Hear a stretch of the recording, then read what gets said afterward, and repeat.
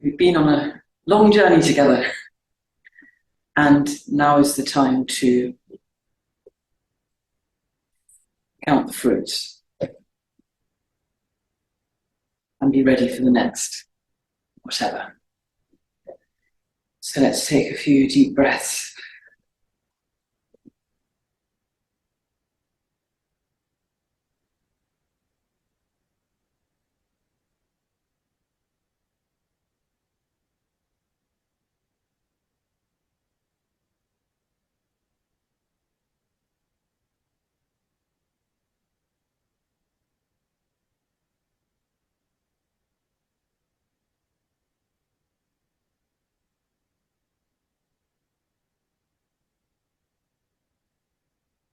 And allow our bodies to be porous through our senses to the glorious elements that serve and support our planet and ourselves.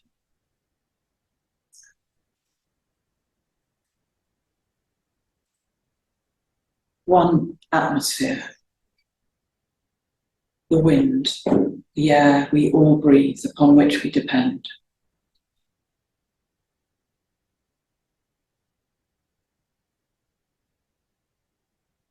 One hemisphere and lithosphere,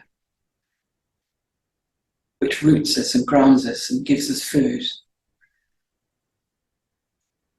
And if we let it, cleans up the atmosphere.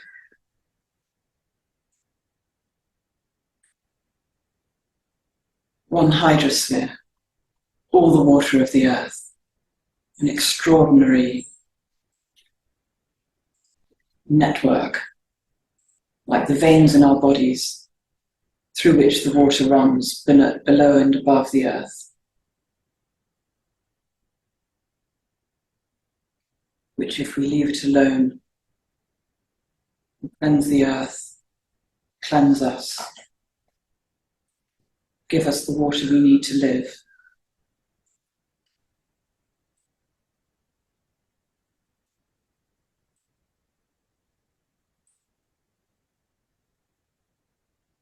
Taste and smell and breath and touch, listening, through which we can connect to the biosphere, that astonishing,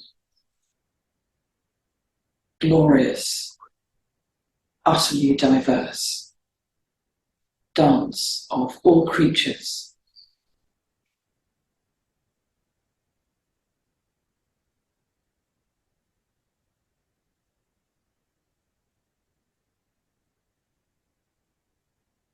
And so as our bodies are porous, knowing their need, their utter dependence, knowing that we don't stop at the edge of our skin, that everything is moving in and out of us,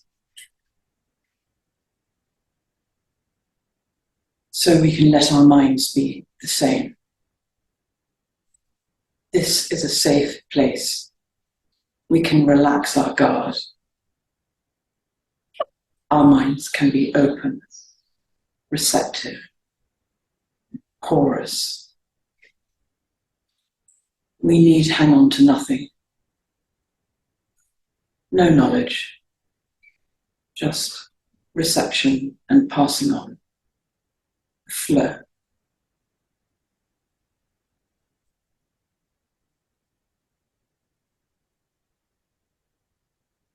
And with our hearts, this is a safe place. We need not guard our hearts.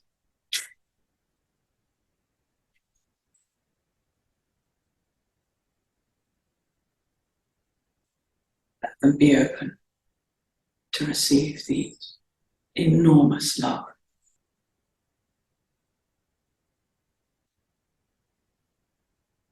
So it can continue to flow through us and on.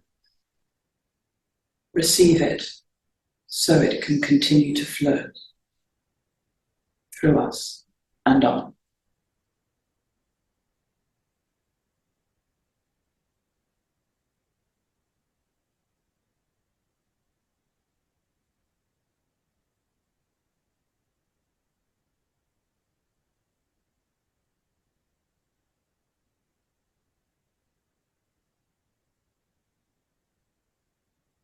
So just to recap this journey, we began by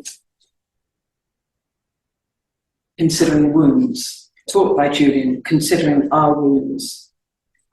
In her words, wounds of contrition, which we understood as reverent dread, wounds of compassion, which we understood as our absolute existence, independence with all others, and the wound of longing to God through our seeing, the orientation of our seeing and our looking and our prayer.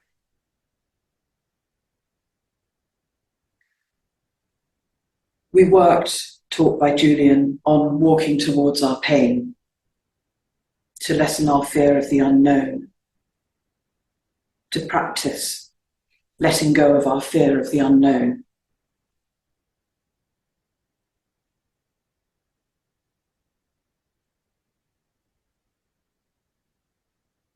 We looked at atonement, receiving the gift of love.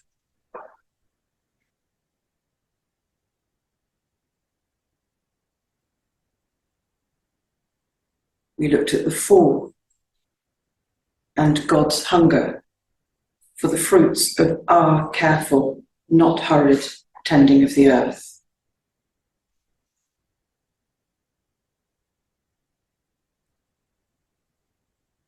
We practiced leaving the old to discover the new. Our situation is impossible, so we have to.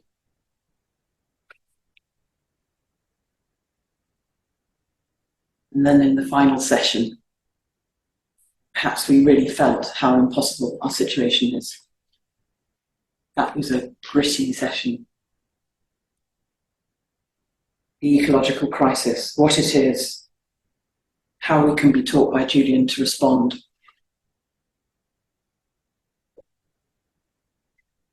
He said not, this is the first quotation, he said not,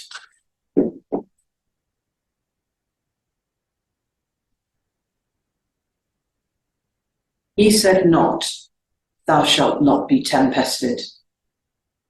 He said not, thou shalt not be travailed. He said not, thou shalt not be diseased. He said, thou shalt not be overcome.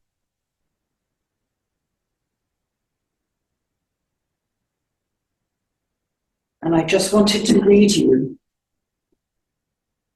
I need to hear this, if no one else does, after last evening. This is the first revelation as I have conceived it. It's based on the text, but I've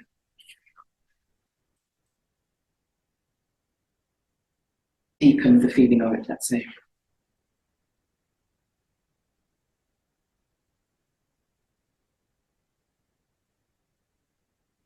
I cease to question and simply watch.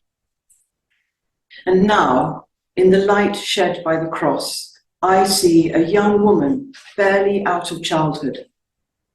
Her eyes are fixed on me, but I do not think she sees me. Her lips are parted in an astonished, "Oh."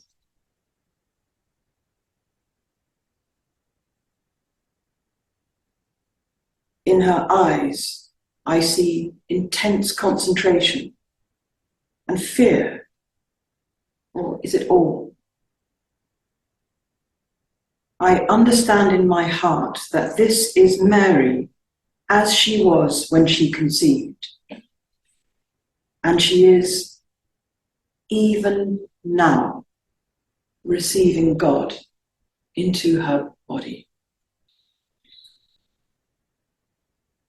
I see her again, Thomas, as I speak to you, and she is looking into my eyes, and I can feel in my body the dread that she felt, and I understand it better, because the visions came to birth in me, and they too are so much greater than I.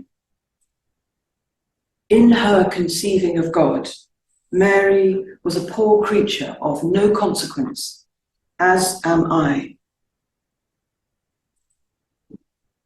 Why does God come to such as we? I have so often wondered. It is why I wanted to speak my story to you.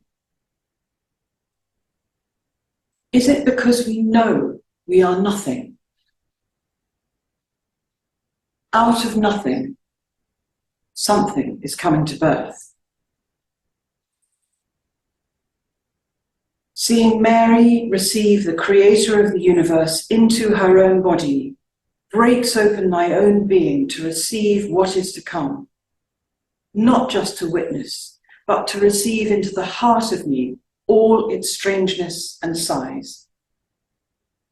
To be transformed, as Mary is transformed by her receiving.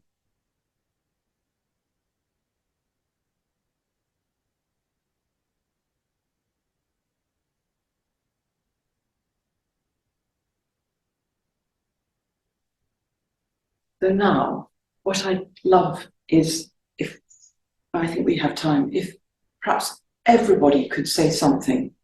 It need only be a word, but something that in some way is of this time together.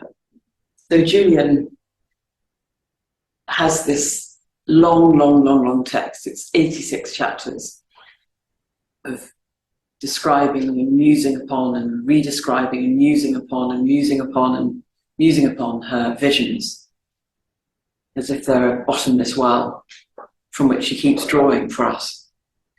And right at the end of the book, after all these words, she says, "This book is not yet performed."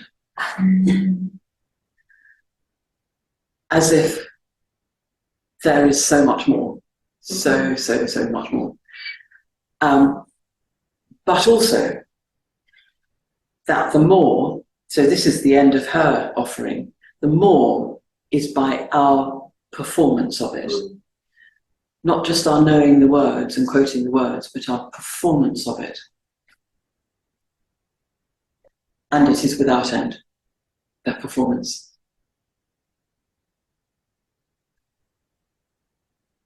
This last quotation, which we will hear again in chapel, but let's look at it now together.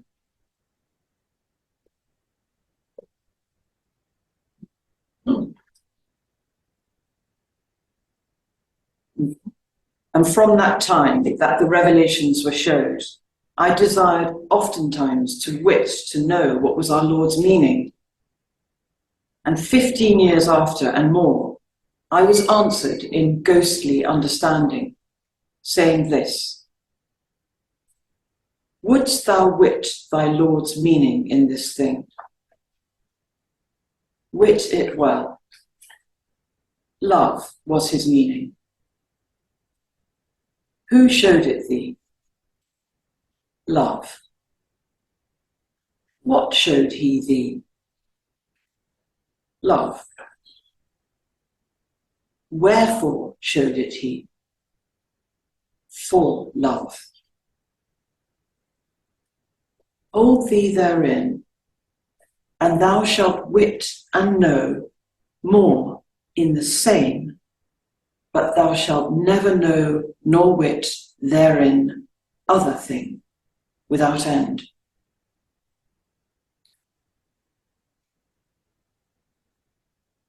So, what I would... Yes, of course, yes. And from that time that the revelations were showed, I desired oftentimes to wit what was our Lord's meaning. And 15 years after and more, I was answered in ghostly understanding, saying thus: "Wouldst thou wit thy Lord's meaning in this thing? Wit it well. Love was his meaning. Who showed it thee? Love. What showed he thee? Love. Wherefore showed it he? For love. Hold thee therein, and thou shalt wit and know more in the same, but thou shalt never know nor wit therein other thing without end.